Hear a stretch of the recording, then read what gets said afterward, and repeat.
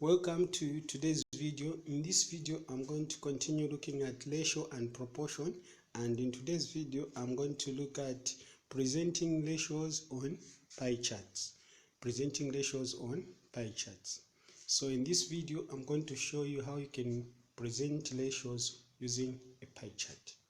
Okay, so in today's video, I'm going to use this question to demonstrate how you can present ratios on a pie chart. Okay, so the question is, Bracing has 15 crayons, 12 water pens, and 9 pencils.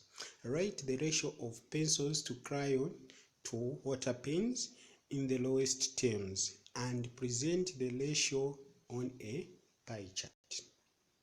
Okay, so what we're going to do is we're going to write the ratio in its lowest term, and then we're also going to present the ratio on a pie chart.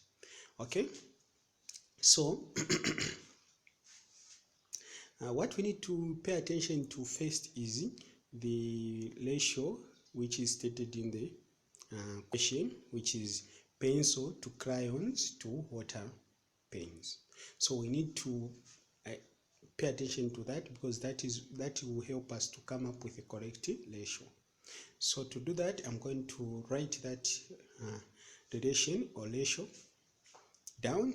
Then once I have done that, then I'm going to now replace the names of items by their quantity. So how many pencils does Blessing has? We are told she has 9 pencils, so I'm going to write 9 under pencils.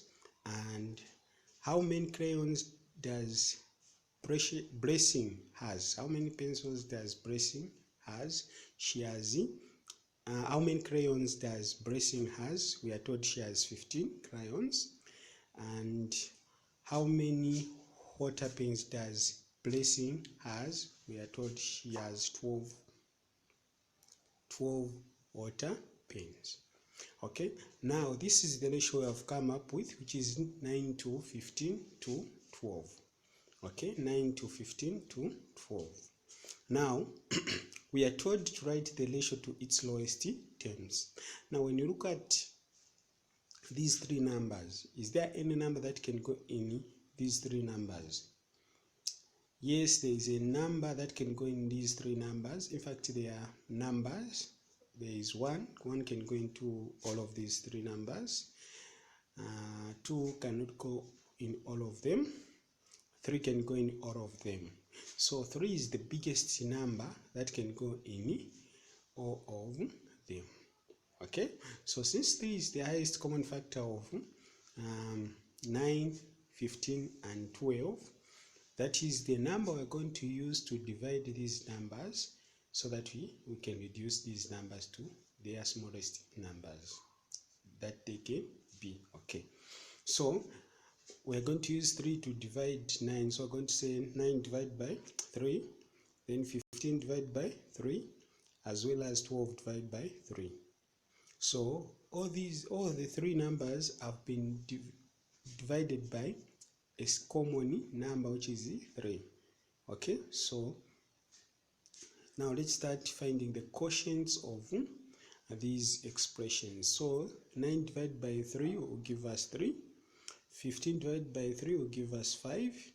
Then 12 divided by 3 will give us 4. Okay, then 3 to 5 to 4 is the lowest. That is, now we have written the ratio in its lowest terms, so we can even underline that. Okay, so we have now written the ratio, which is 9 to 15 to 12 to its lowest term. Okay, once we have done that, that means we have answered the first part of the question. Let's go to the second part of the question, which is present the ratio on a pie chart. So we're going to get this ratio we found, which we have written in its lowest term. We're going to write it on a pie chart. Okay, so I'm going to draw the circle there, and I'm going to divide the circle in 3 parts.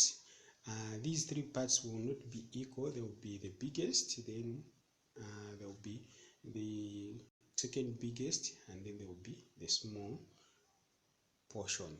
Okay, so what I mean is I'm going to draw it like this. Okay, all right, that's how I'm going to divide it like that.